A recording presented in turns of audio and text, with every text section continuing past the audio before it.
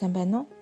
Энэ удаагийн зөвлөгөө мэдээлэлээ сургуулийн бага насны хүүхэдтэй эерэг дэмжлэг хэрхэн үзүүлэх вэ гэсэн сэдвээр бэлтгэлээ. Сургуулийн бага насны хүүхдийн сэтгэл зүйн онцлогийг харгалзан тэдэнтэй харилцах харилцаандаа баримтлах дараах 5 зөвлөгөөг хүргэж байна.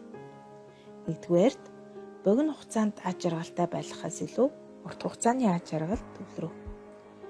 Хүүхэд байнга баяр баясгалантай байх албагүй ба хүүхэд заримдаа хямарч уйдгарлаж болно. Үүнийг хүлээн зөвшөөрдөггүй эцэг эхчүүд хүүхдээ байнга баяр баясгалантай байлгахын тулд хүссэн зүйлийг нь дандаа биелүүлдэг. Хүссэн болгоно авахулсан хүүхэд цаашлаад юунд ч баярлахаа болж альва амны үнцнийг илэрхээ болно. 2-р, насанд нь тохирсон үүрэг хүлээлгэх.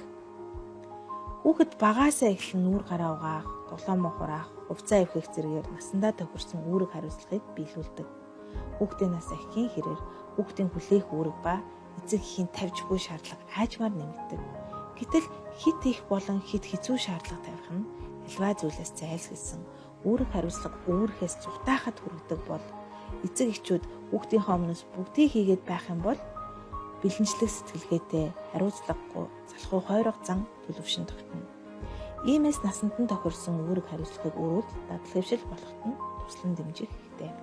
3-р, тусламжийг хүссэн үед л хүүхдэд үзүүлэх. Хүүхэд өөрөө тусламж гуйгаагүй тохиолдолд хийж байгаа зүйлд оролцохгүй байснаар хүүхэд би чадаж байна гэсэн мэдрэмжийг авч улмаар өөрийн үнэлэмж дээшлэнэ. Эсвэргээр хүүхэд тусламж гуйх юм бол заавал туслах хэрэгтэй. Хэрэгцээтэй үед нь шаардлагатай тусламжийг үзүүлснээр оюун санааны хөгжил илүү хурдцтай хөгжих болно. 4-р, анхааралтай сонсох. Сонсно гэдэг бол өөрийг нь ойлгохыг хүсэж байгаа тэр таны хувьд маш чухал гэдгийг илэрхийлэх арга зам юм.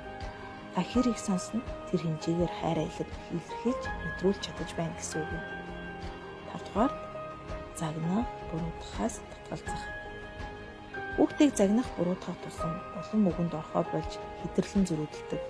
Шийтгэлийн тухайд буруу үйлдэл бүрд шийтгэл оноогдуулах хэрэггүй. Хүүхэд шийтгэл дасаж тоохоо болдог.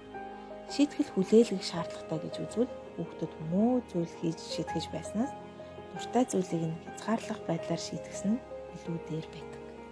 Эдгээр зөвлөгөөнүүдийг хэрэгжүүлснээр өсвөр наснд үл ойлголцол бага байж түүх багтаагаар өнгөрүүлэх боломжтой. Та бидний бэлтгэсэн зөвлөгөөг анхааран сонссонд баярлалаа.